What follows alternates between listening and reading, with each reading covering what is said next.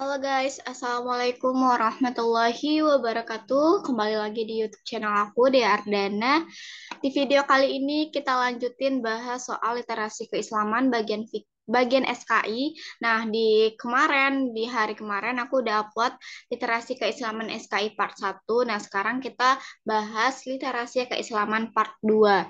Nah, teman-teman silahkan subscribe channel ini karena setiap harinya akan ada yang namanya pembahasan soal dari aku, baik itu tentang literasi membaca, penalaran akademik, literasi keislaman, ataupun bagian dari penalaran kuantitatif atau penalaran matematika.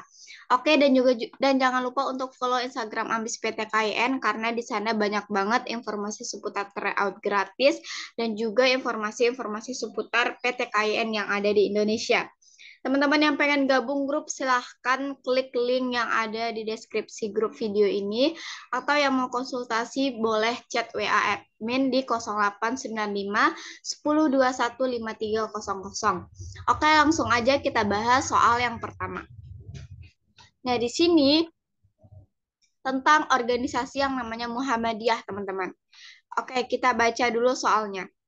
Pada mulanya, Muhammadiyah merupakan organisasi yang didirikan oleh Kiai Haji Ahmad Dahlan pada tanggal 18 November 1912 di Yogyakarta, dengan tujuan untuk memberikan dukungan terhadap upaya pemurnian ajaran Islam yang ada pada masa itu. Sangat identik dengan hal-hal yang berkaitan dengan mistik, sedangkan Nahdlatul Ulama merupakan organisasi Islam yang lahir pada 31 Januari 1926 di Surabaya. Pada awalnya, kedua organisasi tersebut sama-sama bergerak pada bidang keagamaan, pendidikan, sosial, dan ekonomi. Nah, di sini ditanya nih perbedaan. Perbedaan pembaharuan pemikiran antara kedua organisasi ini di dalam masalah fikih yaitu yang pertama, teman-teman, opsi A. Organisasi Muhammadiyah berorientasi pada persoalan keduniaan dan menggunakan cara berpikir rasional, sedangkan NU berfokus pada mengurus soal akhirat dan menggunakan cara berpikir tradisional. Untuk opsi ini kurang tepat ya teman-teman, yang A. Kemudian yang B. Muhammadiyah berpendapat persoalan fikih dirujuk pada Al-Quran dan hadis melalui ijtihad institusional bernama Majelis Tarjih. Sedangkan NU mendahulukan hasil ijtihad mujtahid karena mujtahid memiliki kompetensi ijtihad terhadap Al-Quran dan hadis melalui institusi bernama Bahsul Masail. Nah, ini tepat ya teman-teman, udah pasti jawabannya yang B. Yang C kita cek. Ini salah, yang B benar, yang C. NU merupakan organisasi yang terbanyak di Indonesia, sedangkan Muhammadiyah memiliki jumlah pengikut yang lebih sedikit. Nah, ini juga belum pasti jawabannya. Yang D, Muhammadiyah memiliki amal usaha yang dapat memberikan kesejahteraan ekonomi umat, sedangkan NU lebih memberikan kesejahteraan secara spiritual. Dan karena itu, kita harus mengikuti pandangan yang dapat memberikan kesejahteraan sosial. Ini juga kurang tepat. Kenapa? Karena memberatkan salah satu pandangan. Oke, kita lanjut untuk soal nomor 2. Nah, di sini tentang Khulafaur Rasyidin, teman-teman. Pertanyaannya, Umar bin Khattab pada masa pemerintahannya melakukan perluasan wilayah, menata administrasi pemerintahan, mendirikan Baitul Mal, membuat mata uang, dan menciptakan tahun Hijriah. Kebijakan yang dilakukan oleh Umar bin Khattab merupakan langkah yang baik dan benar pada zamannya. Pelajaran yang dapat diambil dari kebijakan tersebut adalah yang A. Perluasan wilayah dilakukan oleh Umar merupakan teladan bagi umat Islam saat ini agar terinspirasi untuk melakukan perluasan wilayah negara lain. Yang B. Penataan administrasi oleh Umar merupakan salah satu usaha perbaikan dengan mencontoh administrasi yang sudah berkembang terutama di Persia. Yang C. Baitul Mal merupakan rumah tempat penyimpanan harta yang akan diberikan kepada ahli warisnya setelah dia wafat. Yang D. Tahun Hijrah merupakan kalender Islam yang dimulai dari lahirnya Nabi Muhammad sebagai pemimpin umat Islam. Kira-kira untuk soal ini jawabannya apa teman-teman? Yang B ya teman-teman. Kenapa?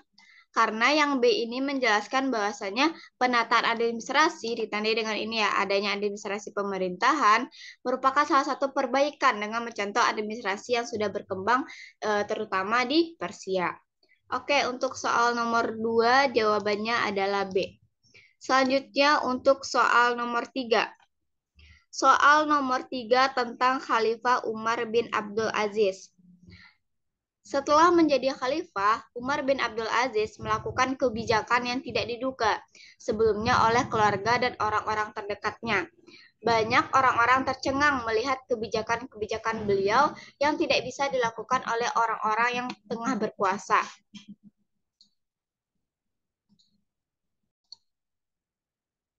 Nah, pertanyaannya di sini adalah berikut ini yang merupakan kebijakan Khalifah Umar bin Abdul Aziz yang patut diteladani oleh pemimpin di masa sekarang adalah yang A, teman-teman, memberikan hak-hak istimewa yang diberikan kepada keluarga dengan pertimbangan bahwa keluarga merupakan orang yang dapat dipercaya. Nah, ini juga kurang tepat ya teman-teman. Sebagai pemimpin tidak boleh mementingkan keluarga gitu. Tidak boleh terlalu mementingkan keluarga. Yang B, menerapkan pola hidup sederhana bagi keluarganya, menolak fasilitas kekhalifahan yang berlebihan, serta menolak suap dalam bentuk apapun. Nah, ini benar ya teman-teman. Coba yang C, memberikan jabatan-jabatan yang strategis kepada orang yang memiliki kepatuhan dan kesetiaan total kepada khalifah, ini kurang tepat. Yang D, menerapkan pola hidup yang sepantasnya dimiliki oleh seorang khalifah agar masyarakat yang dipimpin kagum dan memuji kebaikan khalifahnya, ini juga kurang tepat. Jadi untuk soal ini jawabannya adalah yang B. Kenapa? Karena seorang Umar bin Abdul Aziz itu adalah seseorang yang sederhana, jadi kayak dia tuh nggak berlebihan terhadap sesuatu. Kemudian Umar bin Abdul Aziz ini berhasil dalam bidang politiknya. Yang pertama dia bisa menerapkan politik yang adil gitu. Kemudian ada membentuk tim yang namanya tim monitor, yang mana tujuannya untuk melihat kinerja dari para khalifah yang bekerja pada saat itu. Kemudian adanya memecat penjabat yang tidak kompeten. Kemudian ada meniadakan pengawal pribadi. Jadi dia nggak punya pengawal pribadi. Makanya di situ dilihat kesederhanaannya. Kemudian menghapus kelas-kelas sosial di masyarakat Arab. Maksudnya nggak ada nih si kaya, si miskin gitu. Nah, di situ terlihat kesederhanaan dari seorang Umar bin Abdul Aziz. Oke, kita lanjut teman-teman. Lanjut soal nomor berapa? 4 ya? 4 apa 3? Ketika Nabi Muhammad SAW lahir 570 Masehi, ketika Mekah merupakan sebuah kota yang sangat penting dan terkenal di antara kota-kota di negeri Arab, baik karena tradisi maupun letak daerahnya. Tradisi dan letak geografis Mekah memberikan identitas karakteristik masyarakat Arab pada umumnya. Nah, di sini ditanya, 4 ciri masyarakat Arab sebelum Islam adalah apa, teman-teman? Yang A, bagian tengah Jazirah Arab terdiri dari tanah pegunungan, hidupnya berpindah-pindah, senang hidup bebas, dan suka bercocok tanam. Yang B, penduduk padang pasir mempunyai sifat pemberani, keberaniannya digunakan sebaik mungkin, suka memerangi penduduk yang menempati daerah subur. Yang C, kehidupan ekonomi bangsa Arab telah maju, memiliki kebudayaan dan peradaban tinggi, dan kehidupan moral agama yang buruk, dan telah ada yang memeluk agama. Kemudian lanjut yang D, dibeli kemiskinan dan kelaparan, tidak memiliki kepercayaan atau ateis, dan disebut masa jahiliyah atau menyembah patung.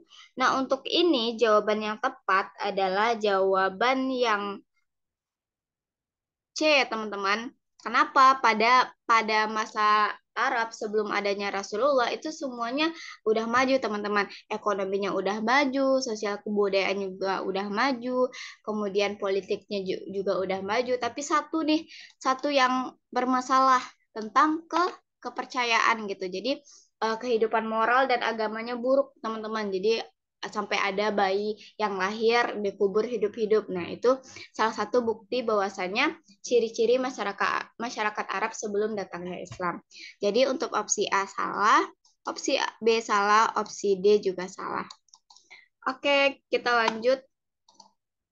Teman-teman, Selanjutnya, oke, untuk teman-teman yang minat order WA, order ebook lolos UMPTKN 2024, silakan WA admin di 0895 1021 5300. Terkhusus untuk paket premium dan juga paket elite sudah include dengan yang namanya kelas bimbel UMPTKN 2024.